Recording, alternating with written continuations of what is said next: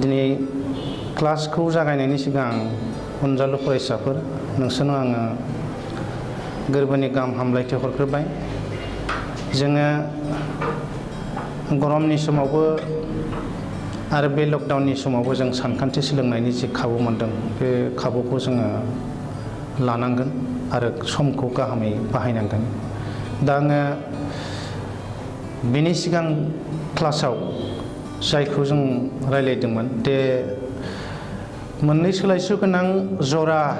समानथायनि जेनाखि सानफुंनाय मा रादायाव मा जायो बेखौ जों रायलायखांबाय।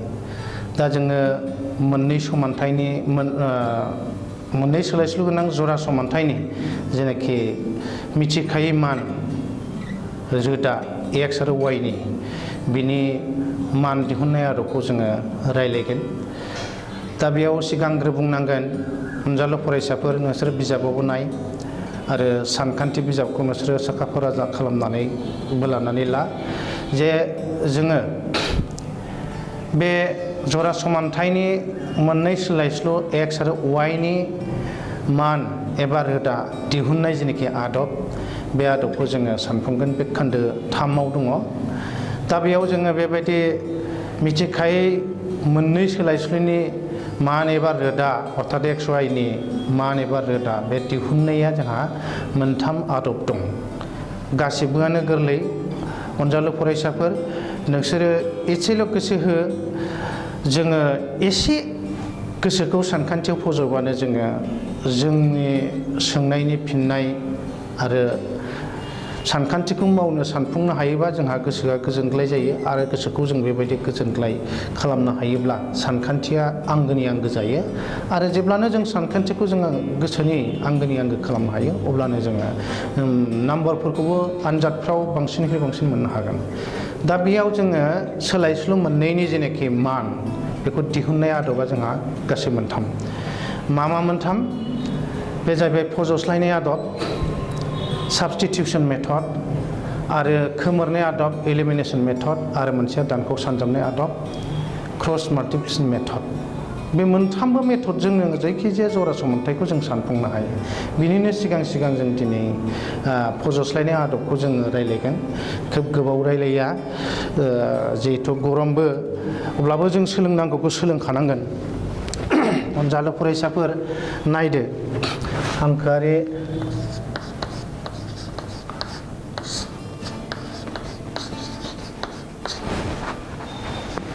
समानथाय जरानि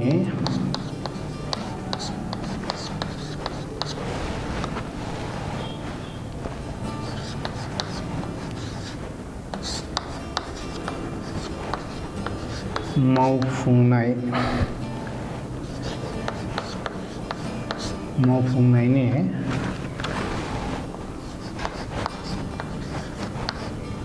रोदा सानखान्थियारि आदब।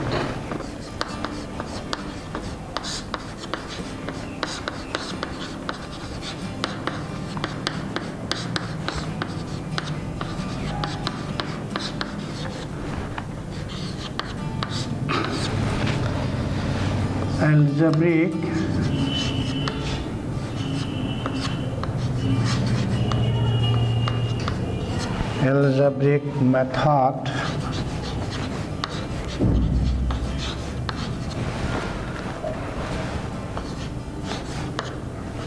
solving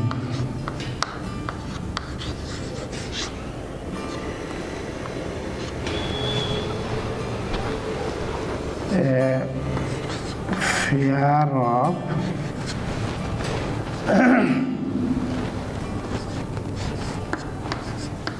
linear equation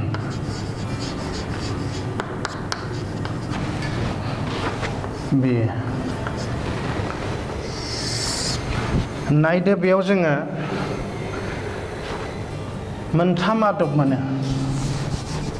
बे जाहैबाय 1आव फज'स्लायनाय आदब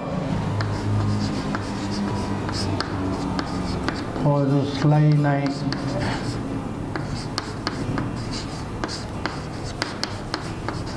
आदब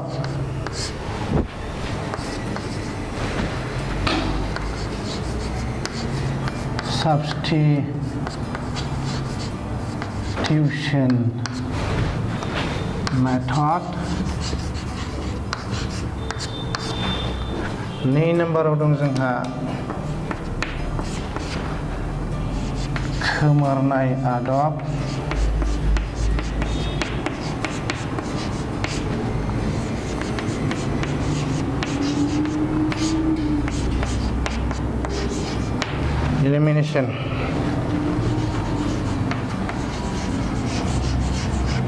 elimination method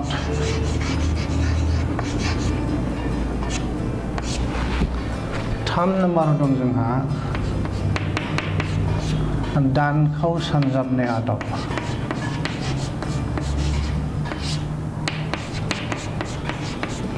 दानखौ सानजाबनाय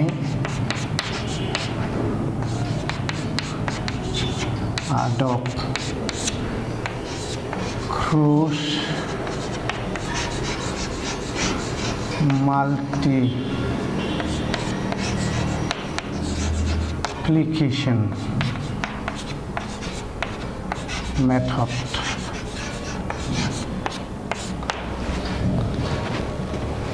अनजालु फरायसाफोर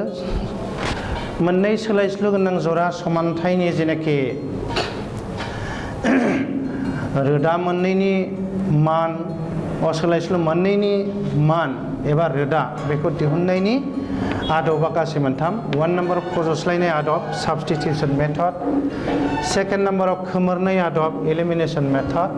3थियाव दानखौ सानजाबनाय आदब क्रस माल्टिप्लिकेशन मेथड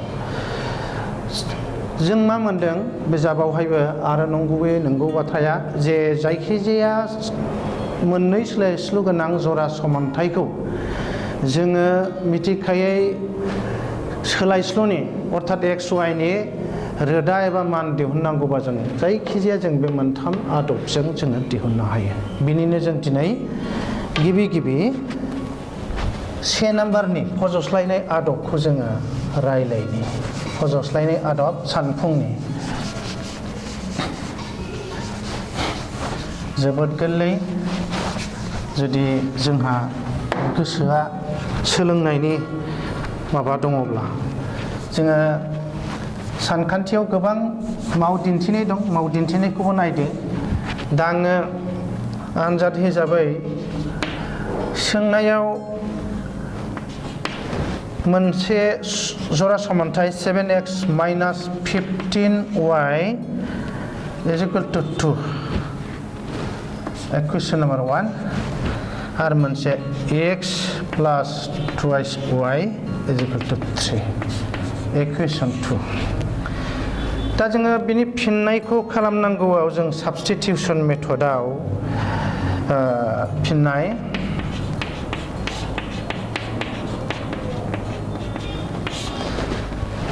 नै नं समानथायनिफ्राय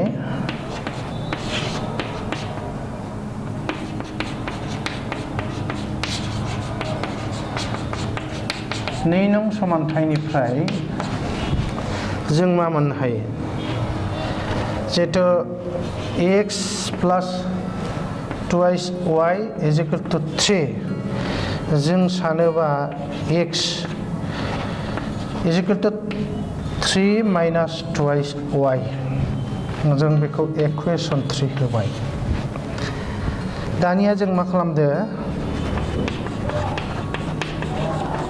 दानिया x is equal to 3 minus twice y मानखौ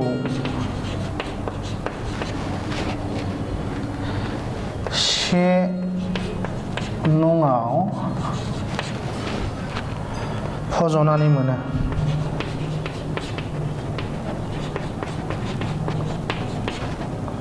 जों मा मोनो ओरै लाबोबाय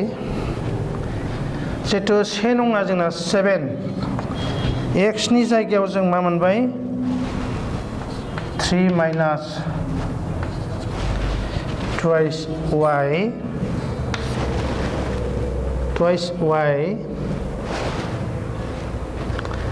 15 minus 15y is equal to 2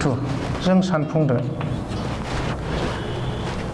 21 minus 14y minus 15y is equal to 2 सानफुंबा जों मोनगोन minus 14y plus minus 15y minus 29y is equal to 2 minus 21 अर्थात जों मा मोनगासिनो दं y is equal to minus 19 by minus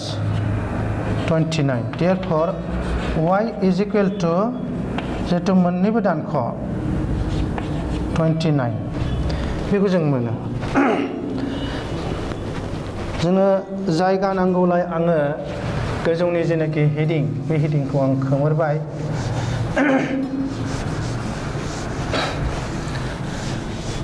जों दायोहाय मा मोननानै दं y is equal to y नि माना 29 बाहागोनि 19 जों मोनबाय दानिया जों बेखौ मा खालामनो 3 नङा फज'दिनि दानिया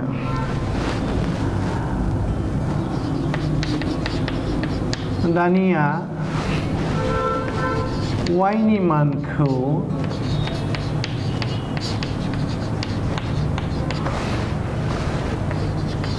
थाम नङाव फज'नानै मोनो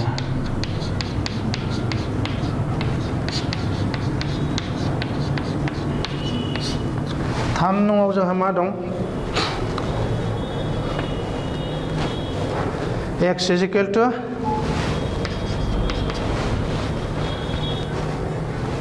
3 minus twice y नि माना 19 by 29 होमबा जों जोंनिया मा जागासिनो दं 3 minus 29 by 38 अर्थात जों सानफुंबा मा मोनगासिनो दं ओरै जायगाखौ लानि 87 minus 38 by 29 is equal to मा जानो दं 49 by 29 बेनिखायनो जों दा नायदो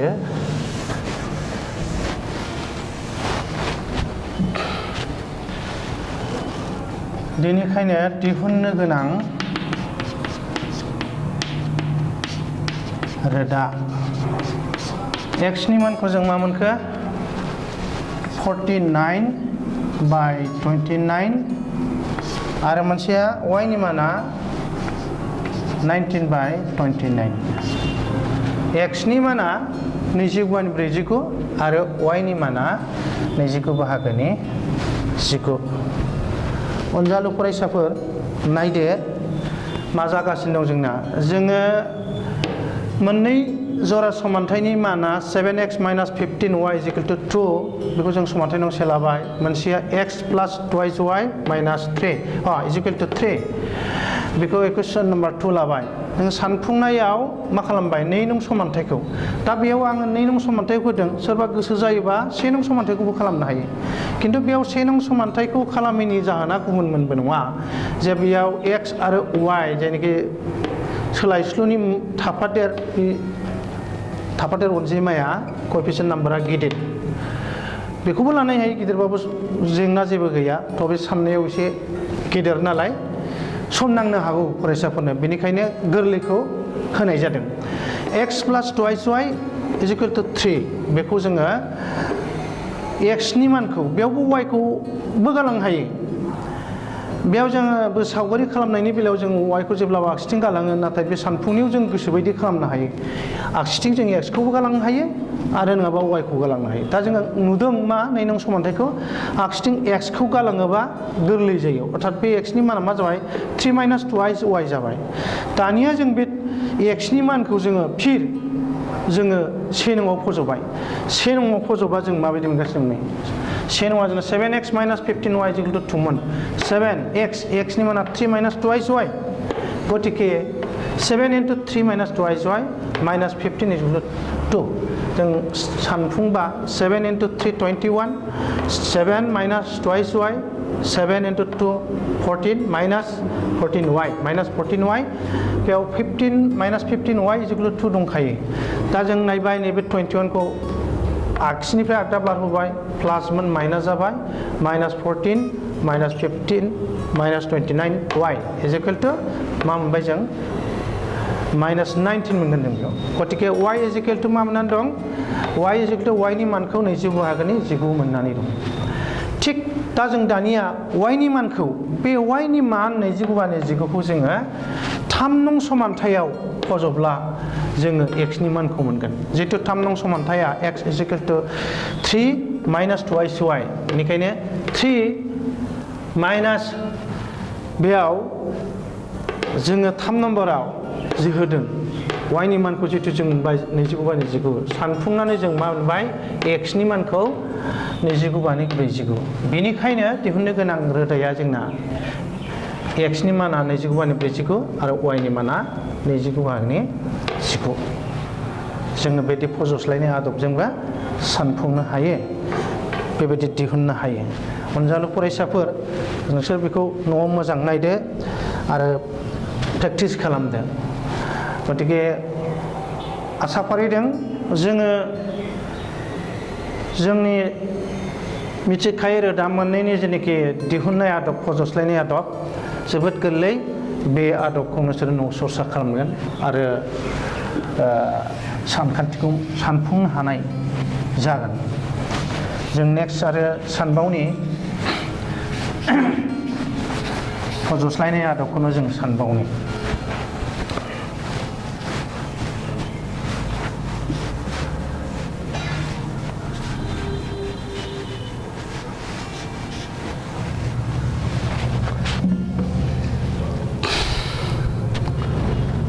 जोङो सोंथि 3.3 निखौ जोङो खालामगासिनो दं कुइसन 1 नि जोङो दा 2 खौ खालामनि कुइसन 1 नि 2 आव दङ thrice x by 2 minus 5y by 3 is equal to minus 2 जों बेखौ इक्वेशन 1 लाबाय आरो मोनसेया दं x by 3 plus y by 2 is equal to 13 by 6 बेखौ जों इक्वेशन 2 लाबाय जों सानफुंनि गतिके से नं समानथायनिफ्राय फिननाय एन्सार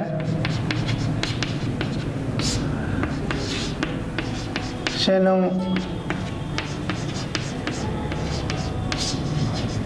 समानथायनिफ्राय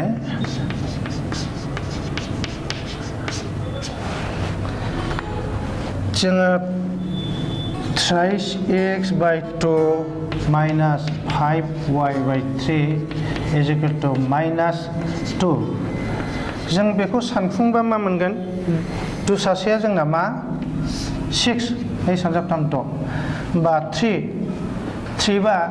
2 जों 6 खौ रानबा 3 सानजाब 3x 9x थोंजों फोजोबबाय बेयावबो 2 10y is equal to minus 2 जोङो सानफुंबा मा मोनगोन 9x minus 10y खना खनि सानजाबनानै जों मा मोनगासिनो दं minus 12 दा जोङो फज'स्लायनाय आदबाव जोङो minus 10y खौ आगसिथिं गालांनि होमब्ला जों मा जागोन minus 9x minus 12 दाना जों y खौ दोनदो y is equal to बेयाव जोङो माइनासखौ कमन खालामना लानो हायो 9x plus 12 आरो बिनिफ्राय जों माइनास नायदो गतिके y नि मानखौ जों मा मोनगासिनो दं therefore y is equal to बेबो माइनास गोजौनियाबो माइनास रानग्रायाबो माइनास रानजाग्रायाबो माइनास गतिके 9x plus 12 by 10 बेखौ जों इकुवेशन 3 लादिनि इकुवेशन 3 जोङो जायगा गोनां बायदि आं ओरैहाय खालामनि दानिया जोङो मा खालामनो हायो दानिया y नि मानखौ जिहेतु y नि मान मोनबाय जों y नि मानखौ जोङो 1 नङावबो फज'नो हायो बा 2 नङावबो फज'नो हायो 2 नङाव फज'नानै मोनो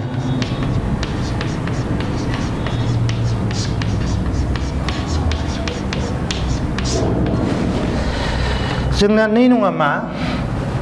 2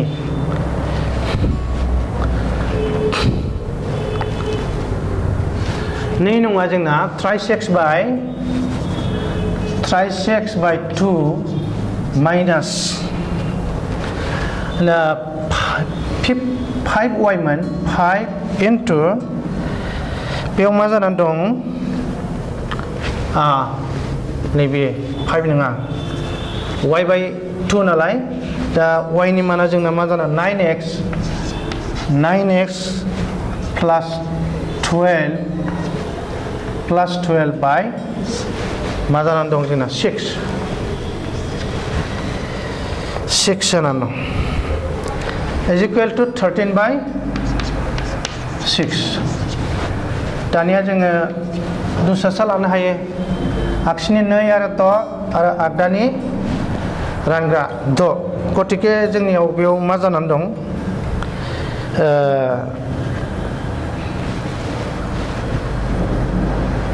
y नि मानखौ 2 नङाव फज'नानै 2 नंथ' 3 माने बिदि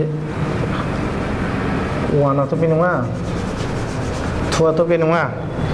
x by 3 plus नैबेसो ना 2 x by 3 plus y नि जायगायाव 9x plus 12 by 10 सो बेयावहाय नैबे माबामोन ना 2 मोन ना बे 2 आरो गोजौआवनो जोंना जितु बोखाव खोन्दाखासो बेयो 9x plus 12 by 10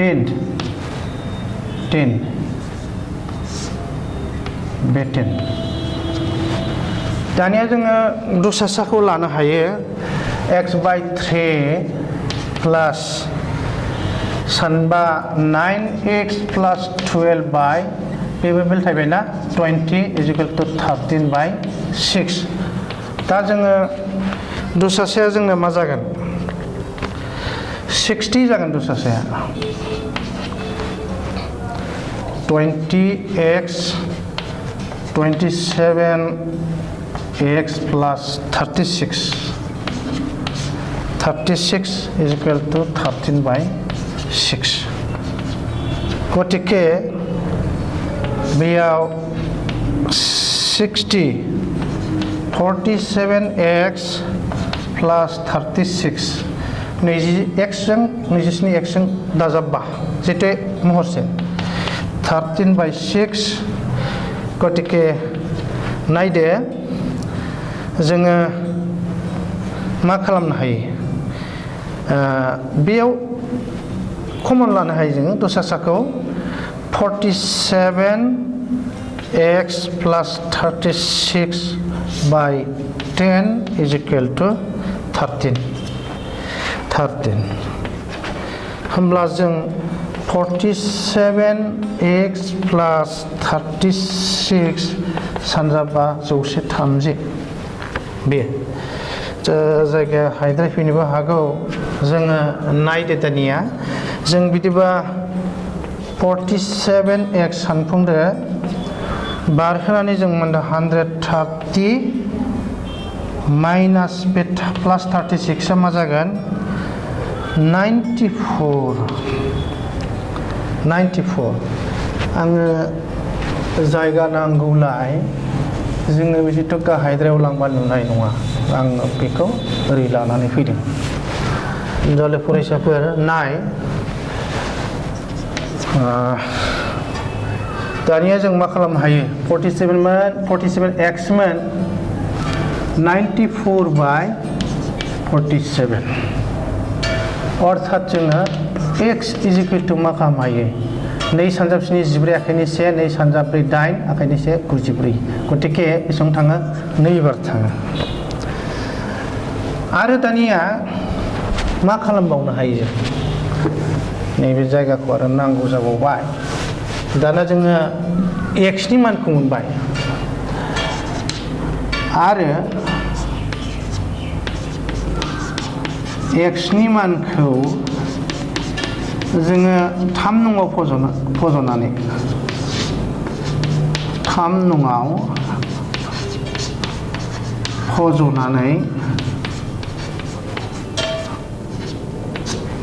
फज'नानै मोनो जोंनि 3 नङा बबे नैबे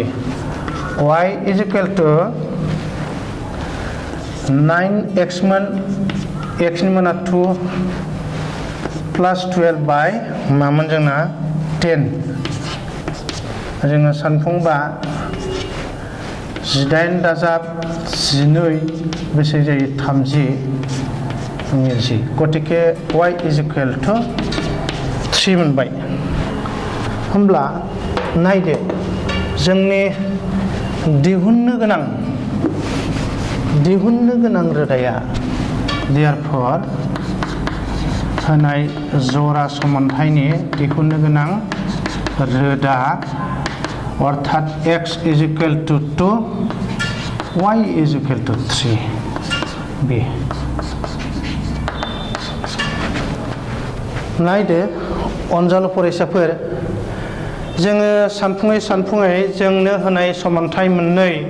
बे समानथाय मोननैनिफ्राय जोङो समानथाय नं 1 खौ सानफुंनानै y नि मानखौ y equal to 9x plus 12 by 10 बेखौ जों समानथाय नं 3 लाबाय दानिया बे y नि मानखौनो 2 नङाव फज'नानै 2 नङा जोंना मामोन x by 3 plus y by 2 is equal to 13 by 6 मोन दा नैबे y नि जायगायाव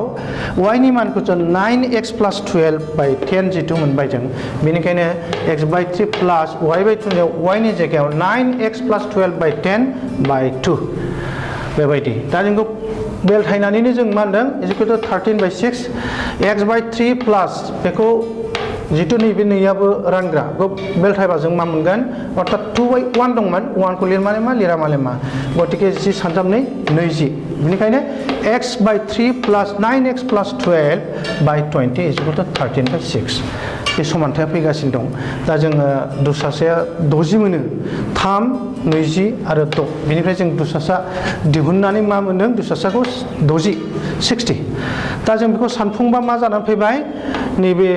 x नि गाव जेतु 60 3 सानजाब 2 6 आरो लाथिख 60 होमबा बेसेबां थाङो 20 थाङो गटे 20x प्लस 20 जों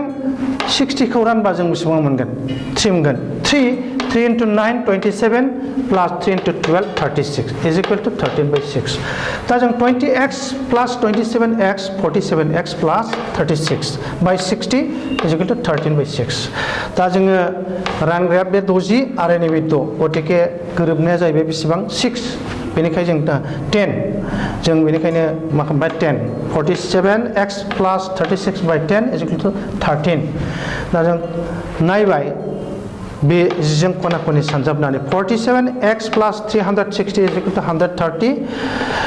जोङो 47x is equal to 130 निफ्राय 36 खौ बारहोनानै मा जादों बेयो 94 130 बेयाव माने 360 लिरजाखो बेयो 360 नङा इयो 360 ना 130 बे लाथिख गैया ना 36 बे लाथिख गैया मानो बारा लिरखोब्ला नंगौ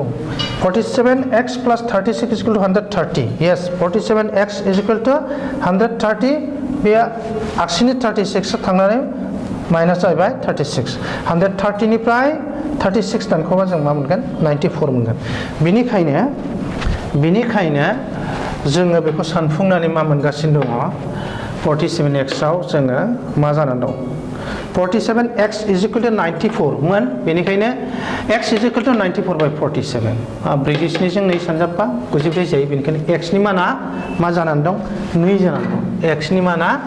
2 जानानै दं x नि माना 2 गतिके जों y नि मानखौ मोननो थाखाय x नि मानखौ जों फिर नैबे 3 नं समानथायाव फज'नानै जोङो सानफुंनानै y नि मानखौ मा मोनबाय 3 मोनबाय गतिके दिहुननो गोनां जितु मिथिखायो सोलायस्लुनि एबा रोदा मोननैनि माना x निया 2 y निया 3 गतिके अनजालु फरायसाफोर जों बेबायदियै सानफुंनानै सोलोंनो हायो जोङो दिनै फज'स्लायनाय आदबनि जेनाखि रायलायनाय जोङो मोननैसो सानखान्थि सानबाय आरो नंगुबै बाथ्राखौ रायलायबाय आङो दा नैबे समाव नैबे सानफुंनाय बे सानफुंनायखौ आं बेयाव फोजोबबाय आरो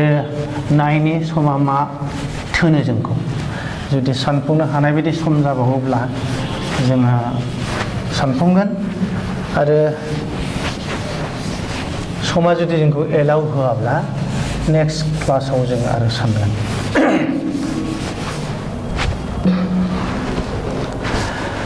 अनजालु फरायसाफोर नायनि जोङो दा